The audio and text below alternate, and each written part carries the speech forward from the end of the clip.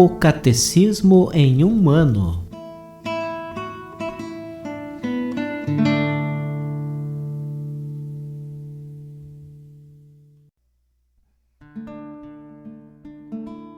Olá, eu sou Antônio, seminarista da Diocese de Ponta Grossa, no Paraná. Você está ouvindo o podcast O Catecismo em um ano. Vamos ler todo o Catecismo da Igreja Católica ao longo de 365 episódios. Estamos utilizando a tradução em português apresentada pela CNBB em 2013, baseada na edição típica em latim. Baixe o plano de leitura por meio de um link que você encontra na página do Instagram, @o Catecismo em um ano, ou na descrição deste podcast.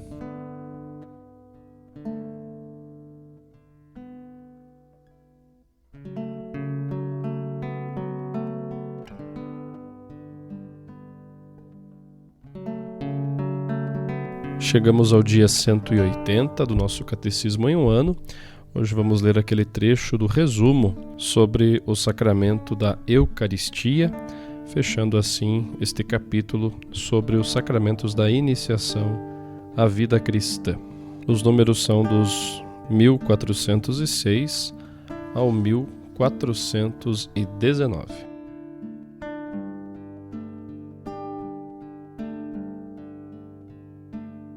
Resumindo, Jesus disse: Eu sou o pão vivo que desceu do céu. Quem come deste pão viverá eternamente. Quem se alimenta com a minha carne e bebe o meu sangue tem a vida eterna. Permanece em mim e eu nele. A Eucaristia é o coração e o ápice da vida da Igreja, pois nela Cristo associa sua Igreja e todos os seus membros a seu sacrifício de louvor e de ação de graças oferecido uma vez por todas na cruz a seu Pai. Por seu sacrifício, ele derrama as graças da salvação sobre o seu corpo, que é a Igreja. A celebração eucarística comporta sempre a proclamação da palavra de Deus, a ação de graças a Deus Pai por todos os seus benefícios, sobretudo pelo dom do seu Filho, a consagração do pão e do vinho, a participação no banquete litúrgico pela recepção do corpo e do sangue do Senhor. Estes elementos constituem um só e mesmo ato de culto. A Eucaristia é o memorial da Páscoa de Cristo, isto é, da obra da salvação realizada pela vida, morte e ressurreição de Cristo, obra esta tornada presente pela ação litúrgica. É Cristo mesmo, sumo sacerdote eterno da nova aliança, que, agindo pelo ministério dos sacerdotes, oferece o sacrifício eucarístico.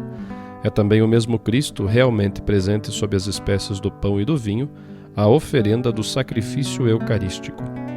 Só os sacerdotes validamente ordenados podem presidir a Eucaristia e consagrar o pão e o vinho para que se tornem corpo e sangue do Senhor.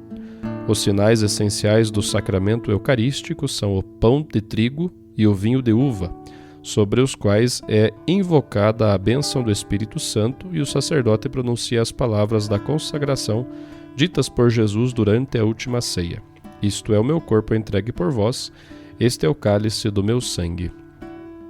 Por meio da consagração, opera-se a transubstanciação do pão e do vinho no corpo e no sangue de Cristo. Sob as espécies consagradas do pão e do vinho, Cristo mesmo, vivo e glorioso, está presente de maneira verdadeira, real e substancial, seu corpo e seu sangue, com sua alma e sua divindade. Como sacrifício, a Eucaristia é também oferecida em reparação dos pecados dos vivos e dos defuntos, e para obter de Deus benefícios espirituais ou temporais. Quem quer receber a Cristo na comunhão eucarística deve estar em estado de graça. Se alguém tem consciência de ter pecado mortalmente, não deve comungar a Eucaristia sem ter recebido previamente a absolvição no sacramento da penitência. A santa comunhão do corpo e do sangue de Cristo aumenta a união do comungante com o Senhor, perdoa-lhe os pecados veniais e o preserva dos pecados graves. Por serem reforçados os laços de caridade entre o comungante e Cristo, a recepção deste sacramento reforça a unidade da Igreja, corpo místico de Cristo.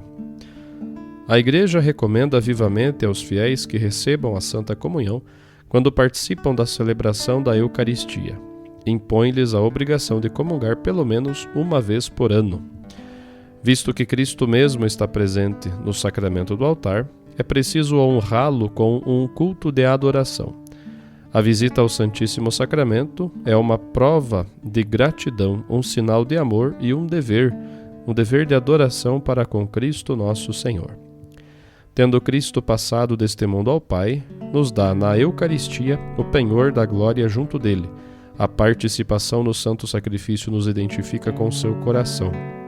Sustenta nossas forças durante a peregrinação desta vida.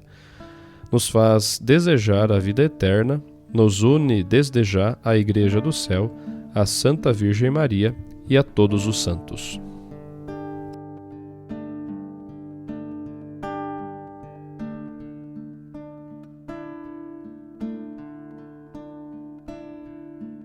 Em 21 de março de 2018, o Papa Francisco proferia a seguinte catequese na audiência geral, na Praça de São Pedro.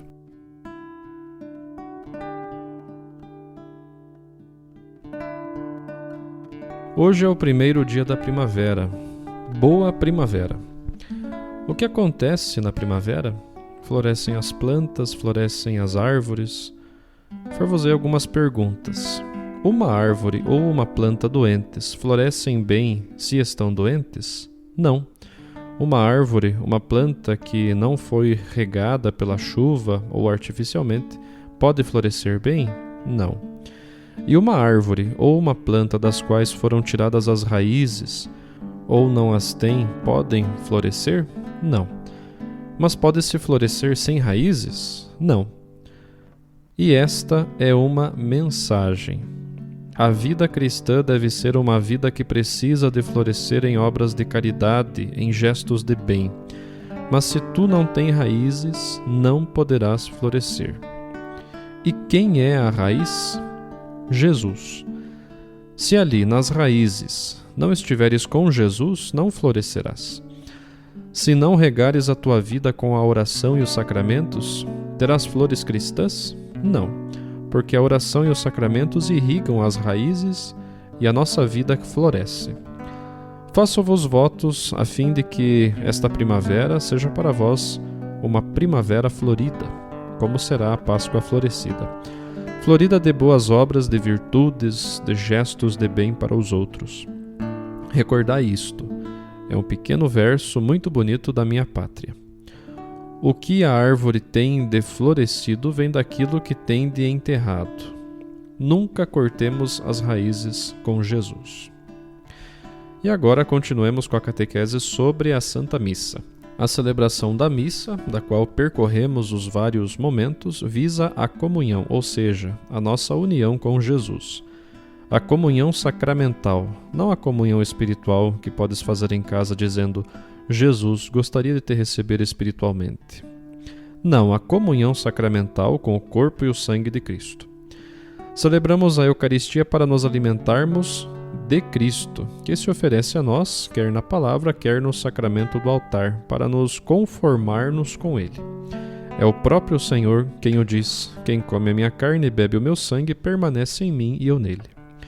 Com efeito, o gesto de Jesus, que deu aos discípulos o seu corpo e sangue na última ceia, continua ainda hoje através do ministério do sacerdote e do diácono, ministros ordinários da distribuição do pão da vida e do cálice da salvação aos irmãos.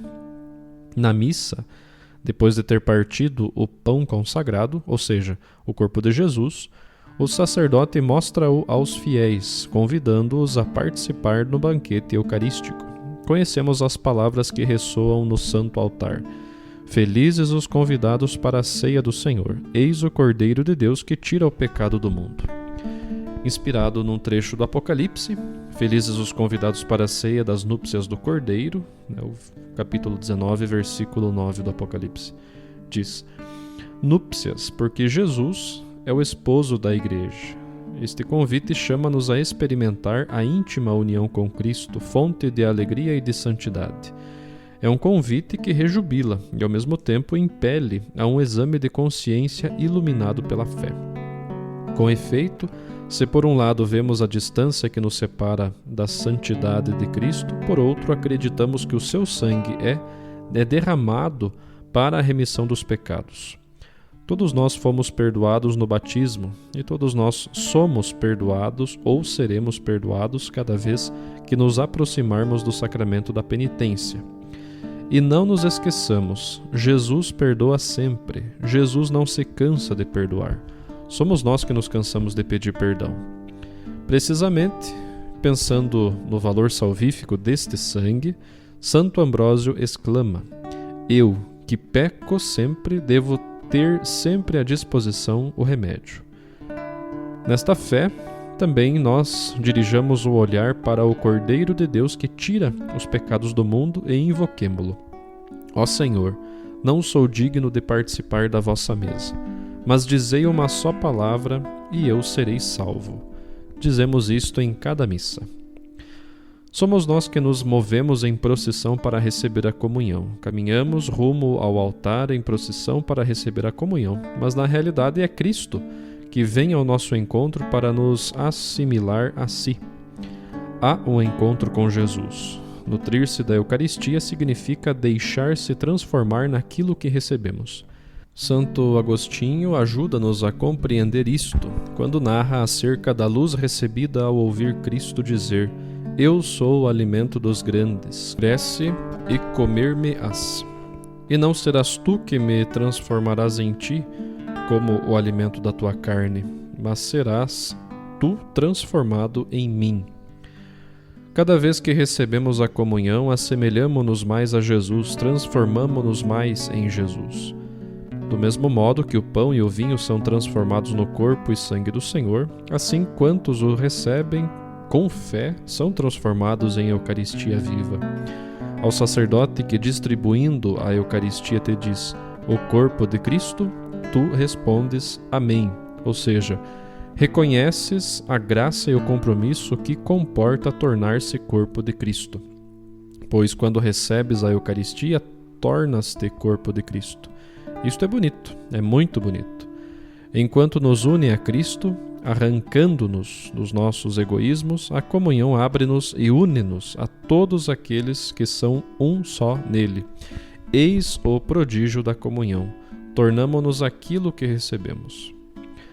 A Igreja deseja profundamente que também os fiéis recebam o corpo do Senhor com hóstias consagradas na própria missa. E o sinal do banquete eucarístico exprime-se com maior plenitude se a Sagrada Comunhão for feita sob as duas espécies. Não obstante, saibamos que a doutrina católica ensina que sob uma só espécie recebemos Cristo inteiro. Segundo a praxe eclesial, o fiel aproxima-se normalmente da Eucaristia em forma processional, como dissemos, e comunga de pé, com devoção, ou então de joelhos, como estabelece a Conferência Episcopal, recebendo o sacramento na boca, ou, onde for permitido, nas mãos, como preferir. Após a comunhão, o silêncio, a oração silenciosa, ajuda-nos a conservar no coração o dom recebido. Prolongar um pouco aquele momento de silêncio, falando com Jesus no coração, ajuda-nos muito, assim como cantar um salmo ou um hino de louvor, que nos ajude a estar com o Senhor. A liturgia eucarística é concluída pela oração depois da comunhão. Nela, em nome de todos, o sacerdote dirige-se a Deus para lhe dar graças por nos ter tornado seus comensais e pede que aquilo que recebemos transforme a nossa vida. A Eucaristia revigora-nos a fim de darmos frutos de boas obras para viver como cristãos. É significativa a oração de hoje, na qual pedimos ao Senhor que a participação do seu sacramento seja para nós remédio de salvação, nos cure do mal e nos confirme na sua amizade. Esta oração está no Missal Romano para a quarta-feira da quinta semana da Quaresma. Aproximemo-nos da Eucaristia. Receber Jesus, que nos transforma nele, torna-nos mais fortes. O Senhor é tão bom e tão grande. Ouviremos ainda mais uma conferência do Papa, uma catequese, proferida em 4 de abril de 2018, pelo Papa Francisco. Vedes que hoje há flores. As flores indicam júbilo, alegria. Em certos lugares, a Páscoa é chamada também Páscoa Florida, porque floresce Cristo ressuscitado. É a nova flor. Floresce a nossa justificação, floresce a santidade da Igreja. Por isso, muitas flores. É a nossa alegria. Nós festejamos a Páscoa toda a semana inteira. Com esta catequese, encerramos o ciclo dedicado à missa, que é precisamente a comemoração, mas não apenas como memória. Vive-se de novo a paixão e a ressurreição de Jesus. A última vez chegamos até a comunhão e a oração após a comunhão. Depois desta prece, a missa termina com a bênção concedida pelo sacerdote e com a despedida do povo. Assim como tinha começado com o sinal da cruz, em nome do Pai, do Filho e do Espírito Santo, é ainda em nome da Trindade que se conclui a missa, ou seja, a ação litúrgica. Todavia, sabemos que quando a missa termina, tem início o compromisso do testemunho cristão. Os cristãos não vão à missa para cumprir um dever semanal e depois esquecer-se. Não. Os cristãos vão à missa para participar na paixão e ressurreição do Senhor e em seguida viver mais como cristãos. Tem início o compromisso do testemunho cristão. Saímos da igreja para ir em paz, levar a bênção de Deus às atividades diárias, aos nossos lares, aos ambientes de trabalho, às ocupações da cidade terrena, glorificando o Senhor com a nossa vida. Mas se eu sair da igreja tagarelando e dizendo, olha para isto, para aquilo, com a língua comprida, a missa não entrou no meu coração. Por quê? Porque não sou capaz de viver o testemunho cristão. Cada vez que saio da missa, devo sair melhor que quando entrei, com mais vida, com mais força, com mais vontade de dar testemunho cristão. Através da Eucaristia, o Senhor Jesus entra em nós, no nosso coração, na nossa carne, a fim de podermos exprimir na vida o sacramento recebido na fé. Portanto, da celebração à vida, conscientes de que a missa tem o seu cumprimento nas escolhas concretas de quem se deixa comprometer pessoalmente nos mistérios de Cristo. Não devemos esquecer que celebramos a Eucaristia para aprender e tornar-nos homens e mulheres eucarísticos. O que significa isto? Significa deixar que Cristo haja nas nossas obras, que os seus pensamentos sejam os nossos, os seus sentimentos os nossos, as suas escolhas as nossas. E isto é santidade. Agir como Cristo é santidade cristã. Quem o exprime com exatidão é São Paulo. Quando fala da própria assimilação a Jesus, diz assim: fui crucificado com Cristo. Eu vivo, mas não sou eu, é Cristo que vive em mim. A minha vida presente na carne, eu vivo-a na fé do Filho de Deus, que me amou e se entregou por mim, conforme Gálatas 2, 19 ao 20. Este é o testemunho cristão. A experiência de Paulo ilumina-nos também a nós, na medida em que mortificarmos o nosso egoísmo, ou seja, fizermos morrer o que nos opõe ao Evangelho e ao amor de Jesus, cria-se dentro de nós maior espaço para o poder do Espírito. Os cristãos são homens e mulheres que deixam alargar a própria alma com a força do Espírito Santo, depois de ter recebido o corpo e o sangue de Cristo. Permiti que a vossa alma se alargue. Não estas almas tão estreitas e fechadas, pequenas, egoístas, não. Almas largas, almas grandes, com vastos horizontes. Deixai que a vossa alma se alargue com a força do Espírito, depois de receber o corpo e o sangue de Cristo. Dado que a presença real de Cristo no pão consagrado não acaba com a missa, a Eucaristia é conservada no tabernáculo para a comunhão aos enfermos e para a adoração silenciosa do Senhor no Santíssimo Sacramento. Com efeito, o culto eucarístico fora da missa, quer de forma particular, quer comunitária, ajuda-nos a permanecer em Cristo. Portanto, os frutos da missa estão destinados a amadurecer na vida de todos os dias. Podemos dizer assim, forçando um pouco a imagem. A missa é como o grão de trigo que depois, na vida comum, cresce e amadurece nas boas obras, nas atitudes que nos tornam semelhantes a Jesus. Portanto, os frutos da missa estão destinados a amadurecer na vida de todos os dias. Na verdade, aumentando a nossa união a Cristo, a Eucaristia atualiza a graça que o Espírito nos concedeu no batismo e na confirmação, a fim de que o nosso testemunho cristão seja credível. Além disso, o que faz a Eucaristia, acendendo os nossos corações à caridade divina, separa-nos do pecado. Quanto mais participarmos da vida de Cristo e progredirmos na sua amizade, tanto mais difícil nos será romper com Ele pelo pecado mortal. A frequência regular do banquete eucarístico renova, fortalece e aprofunda o vínculo com a comunidade cristã a qual pertencemos, segundo o princípio de que a Eucaristia faz a Igreja, unindo todos nós.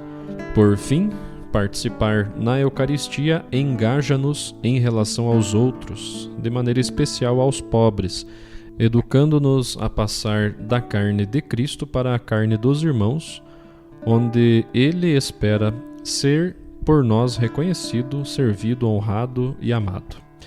Trazendo o tesouro da união com Cristo em vasos de barro, temos contínua necessidade de regressar ao santo altar até podermos no paraíso participar plenamente da bem-aventurança do banquete das núpcias do Cordeiro. Demos graças ao Senhor pelo caminho de redescoberta da Santa Missa que Ele nos concedeu percorrer juntos, e deixemo-nos atrair com fé renovada por este encontro real com Jesus, morto e ressuscitado por nós, nosso contemporâneo. E que a nossa vida seja sempre florida, assim como a Páscoa, com as flores da esperança, da fé e das boas obras. Que encontremos sempre a força para isto na Eucaristia, na união com Jesus.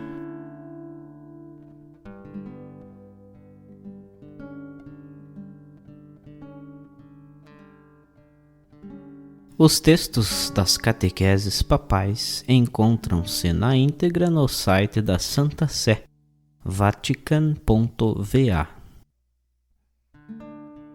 Você acaba de ouvir mais um episódio do podcast O Catecismo em um Ano. Continue nesse bom propósito de aprofundar o conhecimento e a vivência da fé católica e procure participar da sua comunidade. Rezemos por todos que estão fazendo esse caminho de leitura do Catecismo. Até amanhã!